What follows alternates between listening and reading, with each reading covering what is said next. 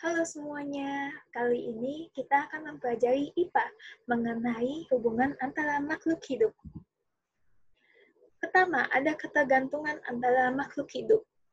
Setiap organisme melakukan interaksi tertentu dengan organisme lain untuk memenuhi kebutuhannya akan makanan. Interaksi yang terjadi di alam membentuk pola-pola interaksi yang khas. Ada 3 pola interaksi antar makhluk hidup. Yang pertama, kompetisi, kedua, predasi, dan ketiga, simbiosis. Apa tuh artinya? Pertama, kompetisi. Persaingan atau kompetisi terjadi di antara beberapa organisme yang membutuhkan bahan makanan yang sama. Kebutuhan untuk memperoleh sumber makanan sebanyak-banyaknya menyebabkan terjadinya persaingan atau kompetisi. Kompetisi merupakan satu pola interaksi yang menyebabkan kerugian bagi salah satu pihak yang kalah bersaing. Contohnya seperti singa memperebutkan daging mangsanya, dan juga kambing dan sapi, keduanya memakan rumput. Lalu, kedua, ada predasi. Beberapa organisme mendapatkan makanan dengan memangsa organisme lain. Ada yang memakan, dan ada juga yang dimakan.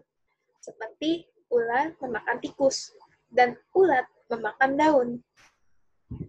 Yang ketiga ada simbiosis.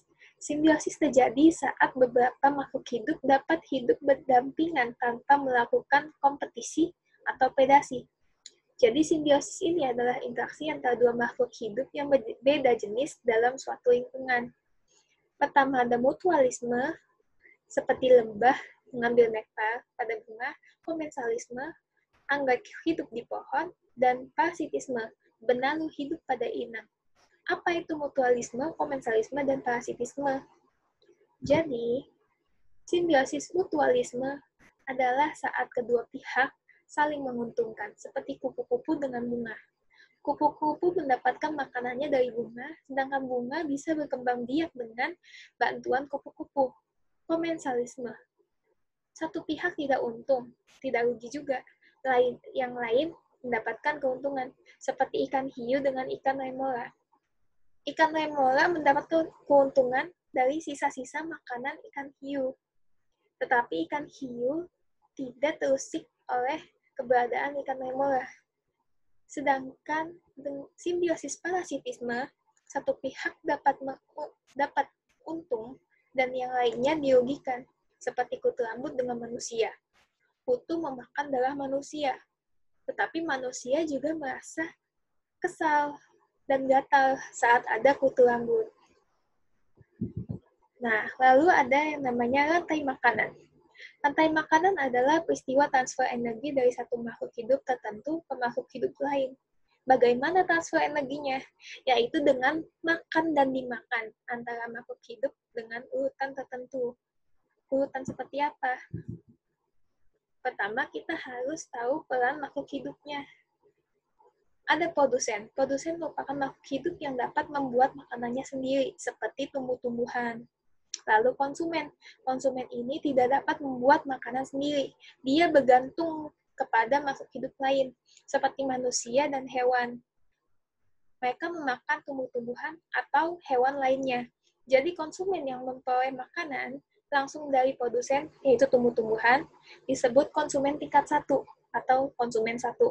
Sementara itu, konsumen yang memperoleh makanan dari konsumen 1 dinamakan konsumen tingkat 2. Dan seterusnya, konsumen 3, 4, 5. Lalu juga ada pengulai. Pengulai merupakan makhluk hidup yang memakan atau mengulai organisme yang sudah mati, seperti bakteri dan jamur. Ini ada contoh rantai makanan. Pertama ada produsen, tumbuhan. Nah, lalu dimakan oleh jangkrik. Jadi konsumen 1. Jangkrik dimakan oleh tikus, sehingga tikus menjadi konsumen 2. Tikus dimakan oleh ular. Ular menjadi konsumen 3. Suatu saat, ular akan mati dan membusuk, dan lalu diulai oleh jamur. Nah, pengulai ini, jamur ini, memberikan konsumen lagi kepada tumbuhan sebagai pupuk. Nah, ada juga yang namanya jari-jari makanan. Ini merupakan kumpulan dari beberapa rantai makanan, seperti pertama ada benih menuju ayam. Tetapi juga bisa benih menuju tupai, lalu dimakan elang. Terus rumput dimakan mamut, dimakan beruang. Rumput juga dimakan kupu-kupu, lalu dimakan ayam, lalu dimakan elang. Juga dengan yang lainnya.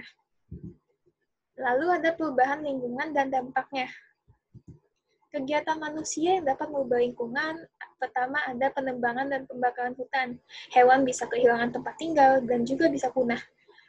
Kedua, penggunaan pestisida dan bahan kimia dapat mencemari air sehingga mengganggu daur hidup biota air. Lalu ada perpindahan penduduk. Pemukiman menjadi padat dan kumuh dan meningkatkan pencemaran lingkungan. Lalu ada perburuan liar, di mana suatu jenis organisme dapat mengalami kepunahan. Apa sih yang terjadi apabila terjadi perubahan lingkungan? Ekosistem menjadi tidak seimbang. Contohnya, pembasmian jangkrik terlalu banyak. Misalnya ada petani, dia menggunakan insektisida untuk membasmi jangkrik. Lalu populasi jangkrik ini dia hilang atau punah. Tikus tidak memiliki makanan. Tikus bisa mati kelaparan. Lalu apabila tikus mati kelaparan, ular pun tidak punya makanan. Ular bisa jadi punah juga.